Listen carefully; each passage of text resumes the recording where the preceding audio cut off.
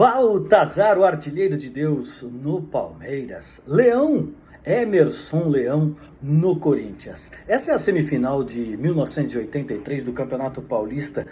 Um grande jogo de um futebol raiz no estádio Cícero Pompeu de Toledo, no Morumbi. Baltazar, que era companheiro do Leão 2 anos antes, no Grêmio, os dois foram campeões brasileiros pelo Grêmio no mesmo Morumbi diante do São Paulo. Aliás, o Baltazar que fez o gol, o único gol daquele jogo, na finalíssima no dia 3 de maio de 1981 entre São Paulo e Grêmio. O Leão nesse início de jogo fez milagre, uma defesa maravilhosa. O Leão que estava usando uma camisa zebrada, preta e branca, depois no ano seguinte usaria no Palmeiras o mesmo estilo de uniforme, uma zebrada no Palmeiras na volta dele ao Palmeiras. Nesse jogo, olha isso, atrás dos gols,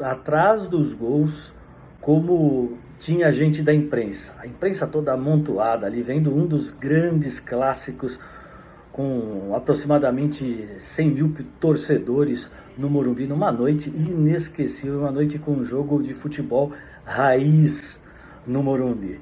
O Palmeiras tinha o Márcio Alcântara nesse jogo, que foi um zagueiro, volante, e nessa partida o Rubens Minelli, técnico do Palmeiras, colocou ele para seguir, para acompanhar o Dr. Sócrates, o Sócrates que era fabuloso, o Sócrates jogava demais. E aí ele falou, você não desgruda do Sócrates.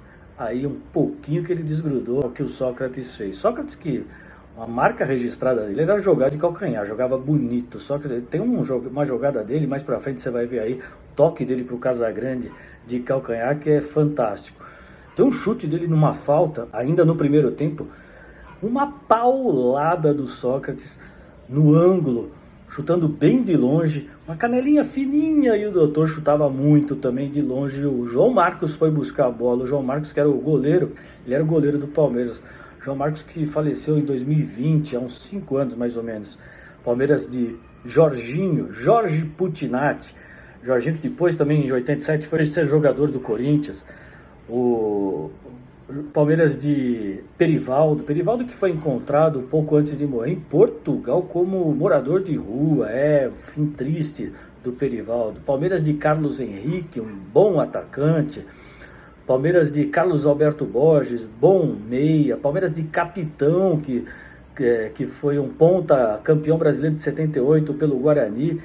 Era um timaço, um bom time do Palmeiras para enfrentar esse Corinthians que tinha Eduardo Amorim como um meia atacante, que depois virou técnico do Corinthians, foi campeão da Copa do Brasil em 95, numa final espetacular diante do Grêmio no Olímpico. O Corinthians de Vladimir, de Casagrande, de Zenon, o Corinthians de Paulinho, um bom time também, de Birubiru, um bom time para enfrentar esse Palmeiras nessa semifinal de um futebol raiz, viu? Esse é um futebol raiz mesmo. Palmeiras de Luiz Pereira, esqueci de citar Luiz Pereira, Luizão, Chevrolet, que jogou muita bola, um dos maiores zagueiros desse país e que fez história no Palmeiras, lógico.